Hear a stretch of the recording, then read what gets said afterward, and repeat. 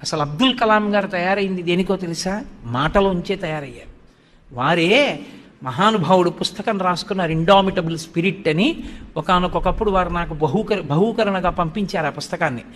Indomitable spirit అని అందులో రాసుకున్నారు. చిన్నతనంలో ఆయన చదువుకునే రోజుల్లో ఆయనకి శివసుబ్రహ్మణ్య అయ్యర్ అని చెప్పి ఒక మాస్టర్ ఉండేవారు.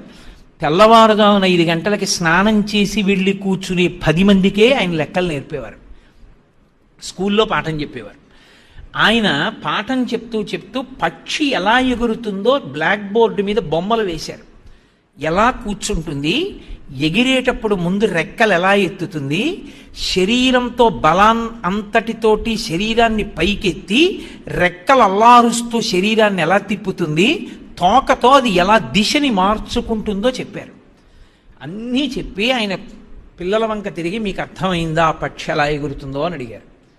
అబ్దుల్ కలాం గారు లేచి నిలబడి, అయ్యా మీరు చెప్పడంలో ఏమీ దోషం లేదు, మేమే అందుకోలేకపోయాం, నాకు అర్థం కాలేదని చెప్పారు.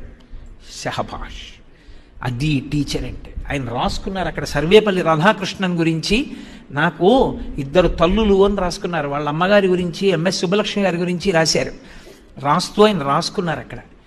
టీచర్ అన్నవాడు ఎలా ఉండాలో సర్వేపల్లి రాధాకృష్ణన్ కొటేషన్స్ అవి అన్నీ రాస్తూ, అంబేద్కర్ గురించి కూడా రాస్తూ ఆయన ఒక మాట చెప్పారు అందులో. ఆనాడు మా మాస్టర్ చిన్నబుచ్చుకోలేదు, చాలా నిజాయితీగా చెప్పావు, అర్థం కాలేదని. ఇంకెవరికి అర్థం కాలేదన్నారు. అది చెప్పడానికి సిగ్గుపడిన పిల్లలందరూ లేచప్పుడు చెప్పారు, మాకు ఎవరికి అర్థం కాలేదన్నారు. ఆయన ఏం మొహమాట పడలేదు. కాసేపు కుర్చీలో కూర్చుని కళ్ళు మూసుకుని ఆలోచించి లేచి, ఇవాళ మీరు సాయంకాలం 5 గంటలకు అందరూ సముద్రపు ఒడ్డుకి రండి, నేను వస్తున్నానన్నారు. రామేశ్వరంలో కదా చదువుకున్నారు, అందుకని అందరూ సముద్రపు ఒడ్డుకి వెళ్ళారు. 5 గంటలకి పక్షులు గుంపులు గుంపులుగా సముద్రపు ఒడ్డున కొంగలు దిగాయి. అవి బారులు బారులుగా ఎగురుతాయి.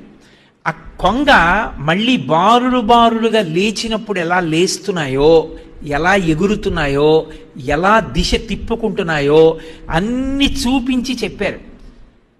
అసలు నోట మాట లేకుండా అలా చూస్తూ ఉండిపోయి తాదాత్మ్యత పొందినటువంటి వ్యక్తి అబ్దుల్ కలాం గారు. ఆ రోజు అయిపోయింది.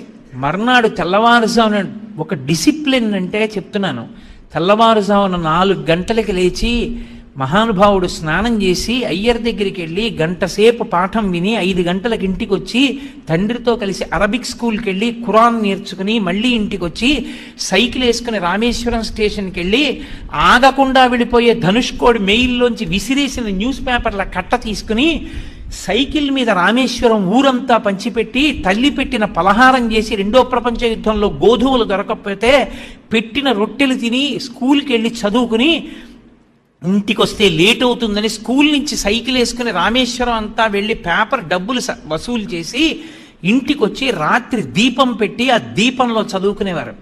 చదువుకుంటున్న వ్యక్తి మరునాడు తెల్లవారుజామునే లేచి అయ్యర్ గారి దగ్గరికి వెళ్ళారు. అయ్యర్ గారు, ఏమిరా ఇంత తెల్లవారకట్ట వచ్చావన్నారు. నిన్న పక్షుల్ని చూశాను, మీరు చెప్పిన పాఠం విన్నాను, విమానం గురించి విన్నాను, నాకు కూడా అలా కొత్త కొత్తవి గాలిలో ఎగిరేవి నిర్మించాలనుంది, నాకు అది ఎలా వస్తుందని అడిగారు. ఊరుకోరా, పక్షి గురించి అర్థం కాలేదు అనలేదు ఆయన. కూర్చోమ్మని, నాన్న నువ్వు ఈ పరీక్షలు బాగా రాయి, బాగా చదువుకో, మంచి మార్కులు వస్తాయి. మంచి మార్కులు వస్తే నీకు చెన్నైలో ఇన్స్టిట్యూట్ ఉంది, అందులో నీకు సీట్ వస్తుంది. వచ్చినప్పుడు నువ్వు ఏరోనాటికల్ ఇంజనీరింగ్ అనో బ్రాంచ్ ఉంటుంది, అది తీసుకో. తీసుకున్న తర్వాత ఆనాడు నువ్వు కోరుకున్న వ్యక్తి అవుతావు అన్నారు. ఆ ఒక్క మాటే జ్ఞాపకం పెట్టుకుని చదువుకున్నారు. అక్కగారు చిట్ట చివరికి బంగారం ఇచ్చింది. ఆ బంగారం తాకట్టు పెట్టి చదువుకుని తన కష్టంతో మళ్ళీ ఆ బంగారం విడిపించి చెల్లెలికి కొని అక్కగారికి ఇచ్చారు. ఏ మాస్టారు నాతో అంత ఓర్పుగా మాట్లాడితే ఇవాళ ఈ అబ్దుల్ కలాం ఇంతటి వాడయ్యాడో, రాష్ట్రపతి భవన్లో కూర్చోగలిగాడో, అలాంటి విద్యార్థుల్ని చాలామందిని అయ్యర్ గారినే దృష్టిలో పెట్టుకుని మాట్లాడి తయారు చేయడానికి ఈ అబ్దుల్ కలాం రాష్ట్రపతి భవన్ని విడిచిపెట్టి విశ్వవిద్యాలయాలకి పాఠశాలలకి వెళ్ళి పిల్లలతో మాట్లాడడాన్ని ఇష్టపడి వెళ్ళిపోతున్నాడని రాసుకున్నారు. అది ఒక దీపం ఇంకొక దీపాన్ని వెలిగించడం అంటే, అది తమసోమా జ్యోతిర్గమయ, అది సంస్కార వైభవం అంటే. చదవండి చక్కగా మంచి పుస్తకాలు, అన్ని వేళలా 24 గంటలు గ్రూప్ సబ్జెక్టే అక్కర్లేదు, చదవండి, నేను కాదంటలేదు.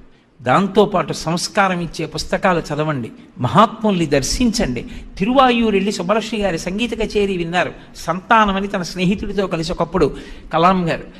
వారందరి అనుగ్రహంతో మీరందరూ జీవితంలో సమున్నత స్థాయిని పొందాలని, మీరు ఒక దీపమై కొన్ని వేల దీపాలు మీరు వెలిగించాలని, చక్కగా మీరు జీవితంలో వృద్ధిలోకి రండి.